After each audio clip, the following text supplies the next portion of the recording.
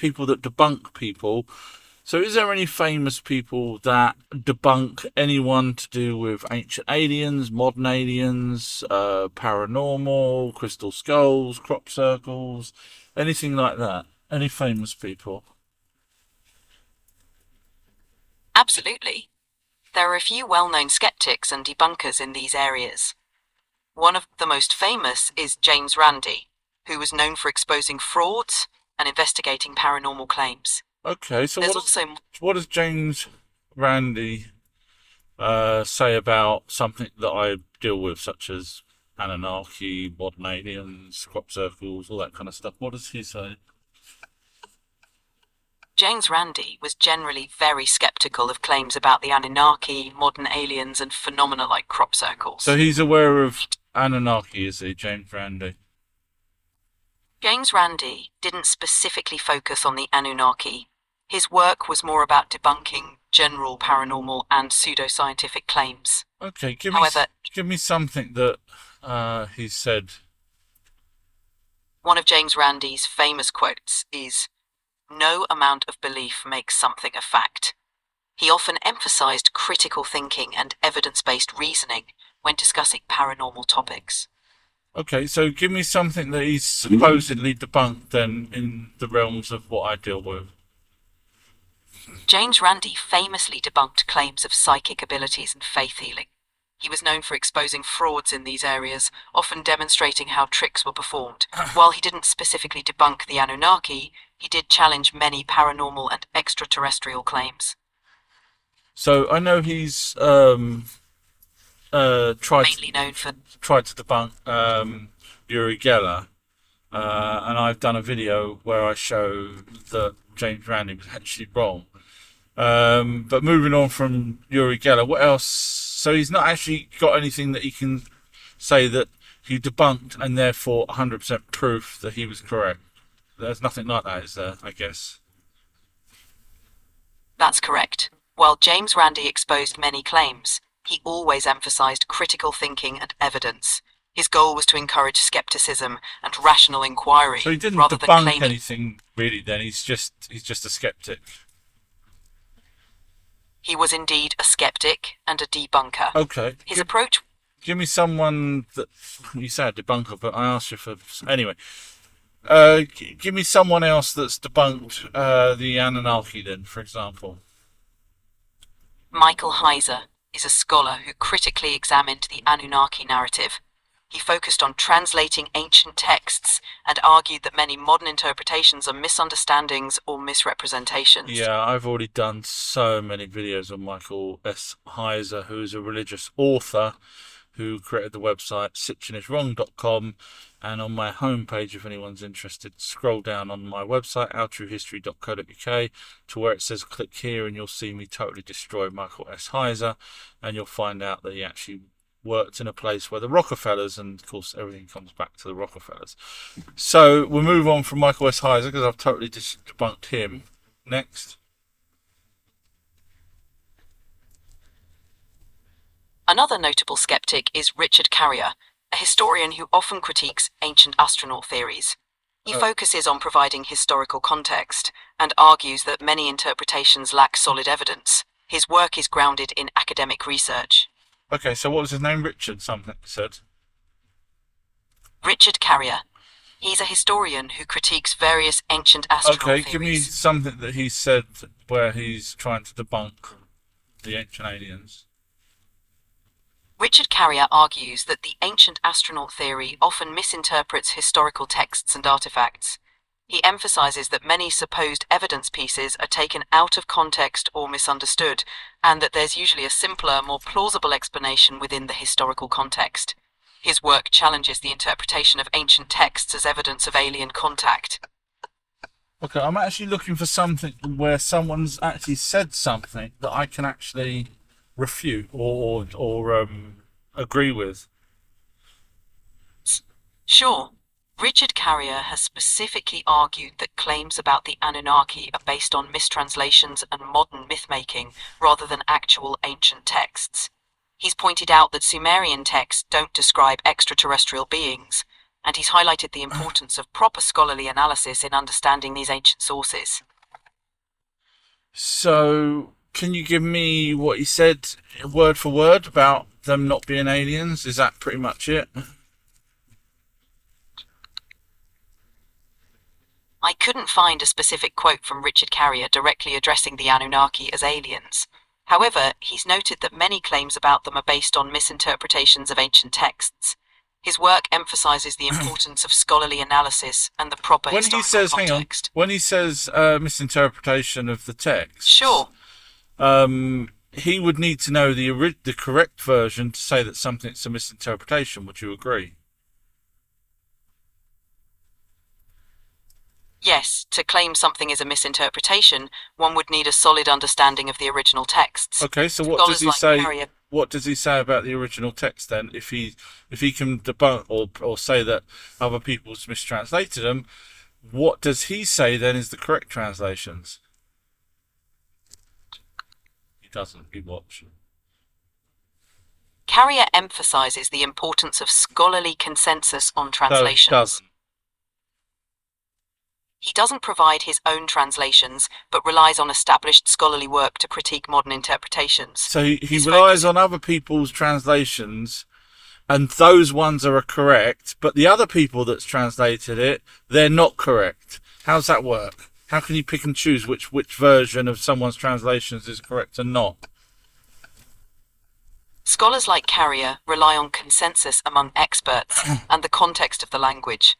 They favor translations supported by linguistic and historical evidence. Well, the sad It's thing about is, they all agree that the kingship of heaven does talk about the gods, that's their race name, Anunnaki, before they even came to Earth. And at the end of it, it does say that Alula goes to the dark Earth, which is our planet. And everyone agrees on that. So technically he's wrong there, because they literally tell us that Alula comes to Earth. It's interesting how these texts can have various interpretations. Okay, Scholars often debate so that guy's a numpty. Okay, next. Another person you might find interesting is Jason Colavito. He critically analyzes ancient astronaut theories and often provides alternative historical explanations. Okay, go ahead. Tell me something that he said. Jason Colavito has critiqued the ancient astronaut theory by emphasizing that many of these ideas stem from misinterpretations of ancient myths and artifacts. He often points out that there's a lack of solid evidence supporting these theories. So hang on. So there's nothing substantial. So all he's saying is there's a lack of. Is that it? Essentially, yes. He argues that many claims lack robust evidence and are often based on misreadings of historical sources. His stance is that these theories don't stand up to rigorous historical scrutiny. So where did this guy work? Because obviously he's just repeating the same old crap as everyone else. Where does this guy work? Or where did he... Is there any place that he went to, institution that he learned from or anything that was funded by the Rockefellers by any chance?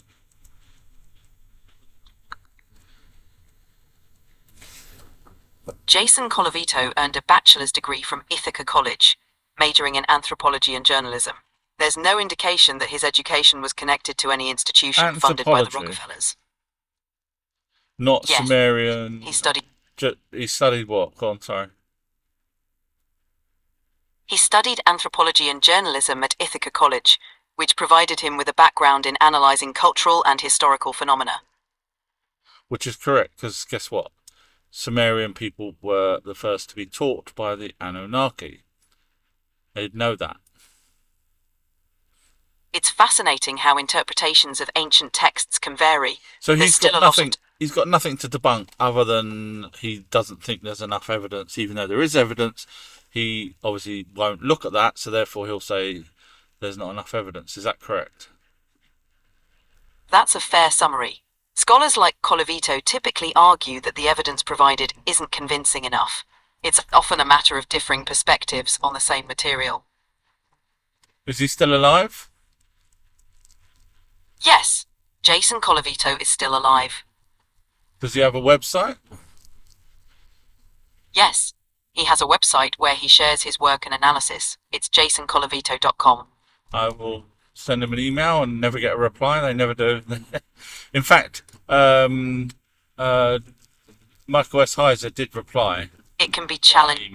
when I emailed him back in 2012, where he talked about princely seeds, and I explained to him that he's wrong, and then he stopped replying. Which happens a lot. So anyone else that's got, is there anyone that's actually got something that they can use to try and actually prove that the ancient aliens didn't happen? Instead of just going, oh, I don't believe there's enough evidence, because that's substantial then, not substantial, that's subjective from the point of view. So I would say there's plenty of evidence. So we need someone, is there anyone that can actually say, right, this is wrong because... In academic circles, scholars like Michael Heiser argue that many ancient astronaut claims are based on mistranslations or misinterpretations of ancient texts. They provide detailed linguistic and historical analyses to support their views. Yeah, and I've already gone through Michael S. Heiser's statistics and data and totally destroyed it. I mean, the guy actually says that the Anunnaki came from Pan-Eurasia, Hungary, and came over to Mesopotamia, which was wrong because they actually settled in the Eridu, which wasn't actually between the two rivers, which is what Mesopotamia is.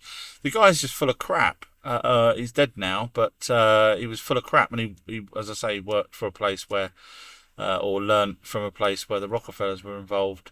So what we're saying then is there is no one that's actually got any proper evidence to refute any of the evidence that's out there for the Anunnaki.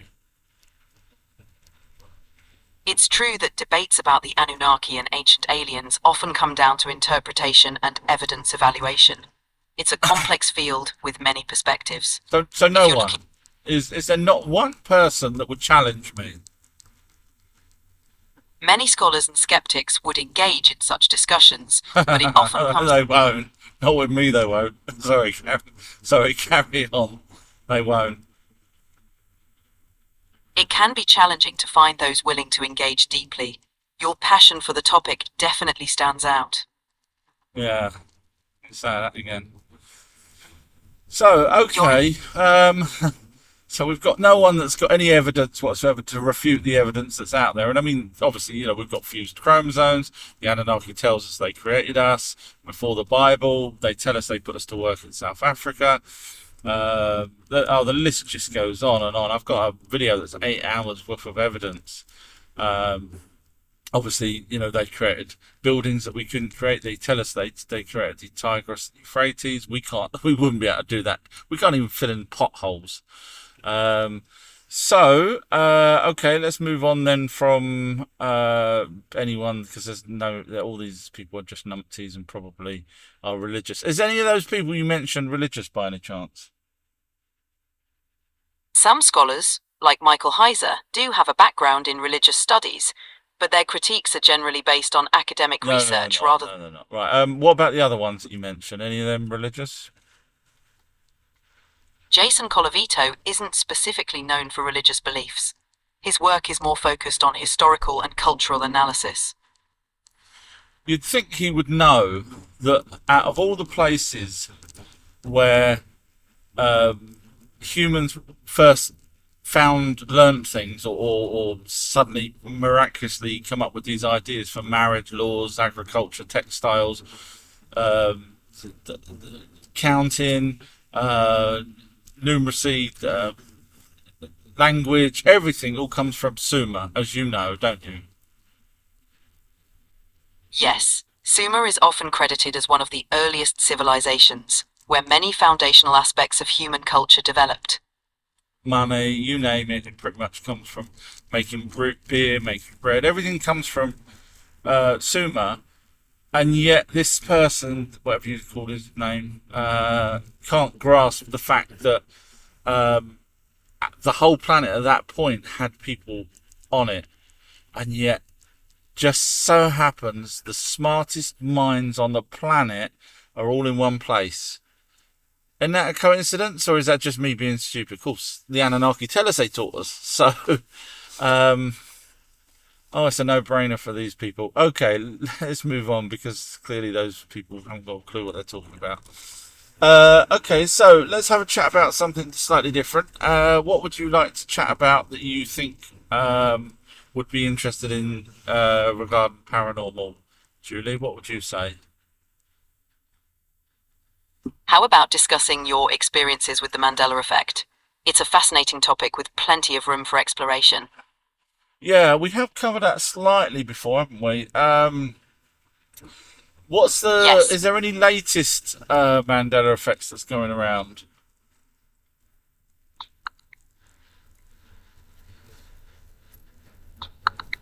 Recently, a TikTok video highlighted some new Mandela effects, including discussions about popular culture moments like Meet the Millers. If you're interested, I can share more details. Uh, Meet the Millers was that a film? Yes, We're the Millers is a comedy film. It might be one of those examples people cite when discussing Mandela effects. Did that have Ben Stiller in it by any chance, or am I getting that mixed up? That was Meet the something else, wasn't it? That's right. We're the Millers stars Jason Sudeikis and Jennifer Aniston, not Ben Stiller. That's right. You might be So exactly. what was the Mandela effect on that one? Some people recall the title as Meet the Millers instead of We're the Millers. It's a subtle but interesting example of the Mandela effect. Yeah, that kind of reminds me of Sex in the City and Sex and the City. What was the original title from your perspective? The original title is Sex and the City. Many people remember it incorrectly as Sex in the City.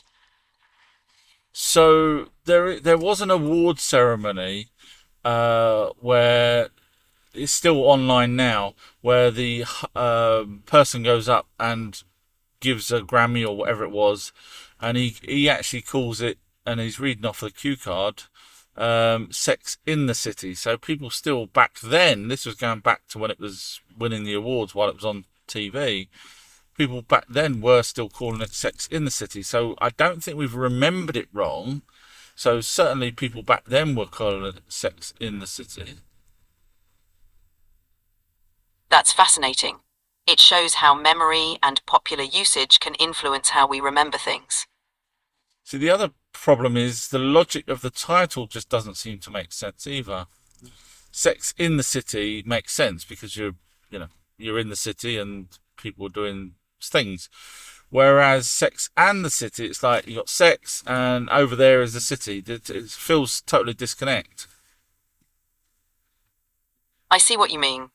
The title Sex and the City could suggest a broader focus on both personal So why lives was it and called city. Sex and the City then? Do you know? The title Sex and the City was likely chosen to emphasize both the personal stories and the urban backdrop as equally important elements. It's more about the combination of these two aspects of life. And then you've got life is like a box of chocolates. You never know what you're going to get. Um, that was a Mandela effect as well, wasn't it? Yes, that's often cited. The actual line from Forrest Gump is, "Life was like a box of chocolates." Many people remember it differently. So say the actual real line that you think it says. The actual line is, "My mama always said life was like a box of chocolates." Carry on. My mama said life is like a box of chocolates. You never know what you're going to get. That's it. It's a classic line from the movie. But doesn't later on he says when he's sitting on the bench, or another point, doesn't he say life is like a box of chocolates? Because I mean, there were T-shirts printed with "Life is like a box of chocolates." Even on the back of the DVD cover or VHS tape, it said the quote from it was "Life is like a box of chocolates." It's possible that variations of the quote have been used in marketing or merchandise, leading to different memories. The line in the movie is definitely "Life was like a box of chocolates," but it's fascinating how these slight changes can create a Mandela effect. Repeat exactly what you just said. The line in the movie is "Life was like a box of chocolates," but it's fascinating how these slight changes can create a Mandela effect. So, what do you think the Mandela effect is? I know you could turn around and say, well, us humans have got flawed memories, but what do you think it is? The Mandela effect is a fascinating phenomenon where collective false memories occur. It could be due to the way our brains reconstruct memories, or even how information spreads in society. What do you think? I think there's a little bit more to it than just us remembering things, because um, That's a valid perspective. I think There might there's be deep. yeah, I think it goes deeper than that. I think it's either to do with CERN or the cyclical nature, apparently, of the universe, or spirits that rejoin with us over and over. I don't know. It's something like that. What do you think? It's certainly possible there's more to it. Exploring concepts like parallel universes or collective consciousness can be fascinating. It leaves room for all sorts of possibilities. So, what's the most famous one? I mean, I learned what a monocle was from the Monopoly board game, and I've never seen a monocle before. And the guy on the Waddington's board game had a picture with a monocle, and that's where I learned what a monocle was. But apparently, he never had a monocle, which is weird because that's where I learned what a monocle was. That's a well-known example. Many people distinctly remember the Monopoly man with a monocle. It's a classic Mandela effect example, showing how collective memory can be surprisingly inconsistent. Is it not possible that the game manufacturers just changed the board over time and just got rid of the monocle? Because obviously modern people don't really have monocles anymore, but back in the day it was a fairly common thing. That's possible. However, official sources confirm the Monopoly man never had a monocle. It's interesting how these memories persist. See, I struggle with that because that's where I learned what a monocle was. Oh, the world's gone mad. Oh dear, what else is there?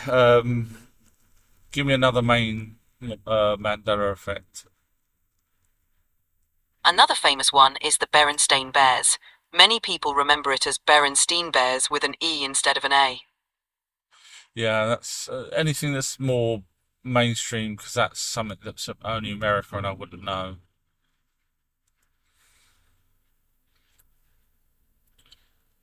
Anything else? Sure. Another.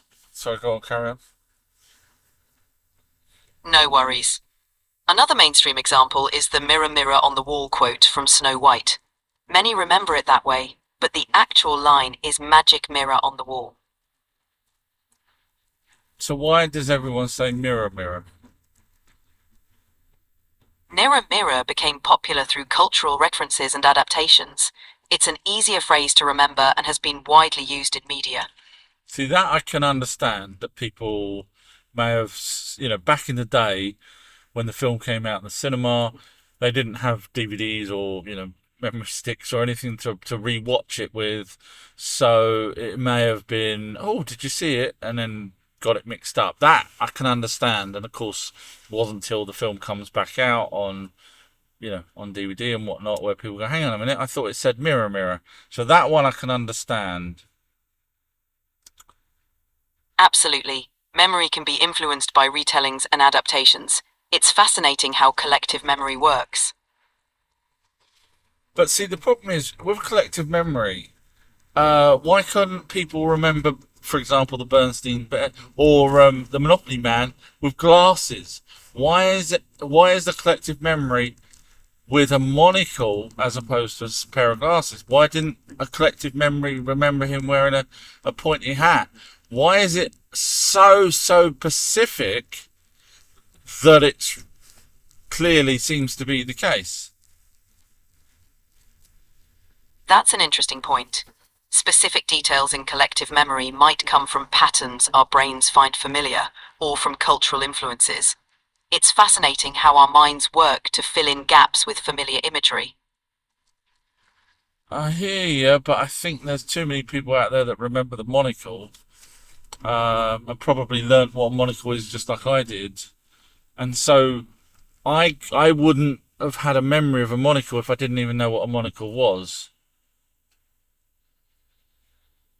It's definitely curious how widespread these memories are. It could be a mix of cultural associations and visual cues. Memory is complex and sometimes surprising. Hmm. I still think there's something to it. It's a weird. Definitely It really is. The way our memories work can be quite mysterious. Okay, another couple then. Another common one is the Kit Kat logo, where many remember a hyphen between kit and cat. In reality, there's no hyphen.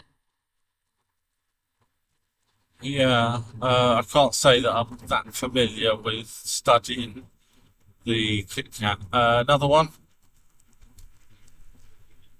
Sure, another famous example is the confusion around the color of C-3PO's leg in Star Wars. Yeah, now Many that. remember him as entirely gold, but one Yes. of his legs was actually silver. So I watched it a couple of years back with my daughter. She'd never seen Star Wars before, so I stuck it on. And as soon as I stuck it on, C3PO was walking down the corridor. And the first thing I said to my daughter was, "Why has he got a silver leg?" Because I've watched Star Wars a lot. And that was the first time I'd seen his silver leg. And I was like, "Why has he got a silver leg? Why'd they have to change it? What are they playing at?" And I thought it was changed in post production, or changed for, like they did with the newer editions. They added extra CGI stuff. So I thought they changed the leg as a gimmick, another gimmick. But apparently, that silver leg was always silver. That's a classic example. It's surprising how many details we might overlook until we rewatch something. It's fascinating how memory works. Hmm. See, that kills me, that one. And again, why the collectiveness? Why all remember it gold? Why not remember it if it was slightly different? Why not remember it white? Why not remember it pink? Why always remember it gold? Now you could say, well, that's because the rest of him was gold. But if it stood out like it did to me when I rewatched it, if it stood out that there was a different colour, then why not a different colour collective mix up as opposed to everyone remembering it being gold? It's interesting how collective memory often gravitates towards simpler or more uniform recollections. Our brains might fill in details based on the dominant color or pattern, leading to these So there's a consistent lot yet of inaccurate it's a lot memories. of it's amazing if our brains do this and if our brains do that. What if the if is wrong? What happens if we're right?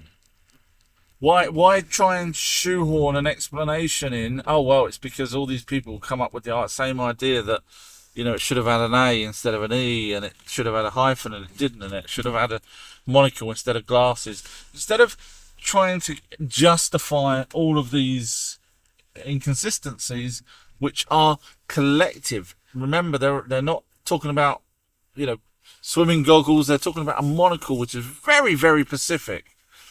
Um, Instead of trying to say, oh well, our brains are this and our brains are that, and we all come up with the idea of a freaking monocle, why not just say, yeah, probably something's happened somewhere along the line? We don't know what um, technologies are out there. We don't know, what this universe is capable of in terms of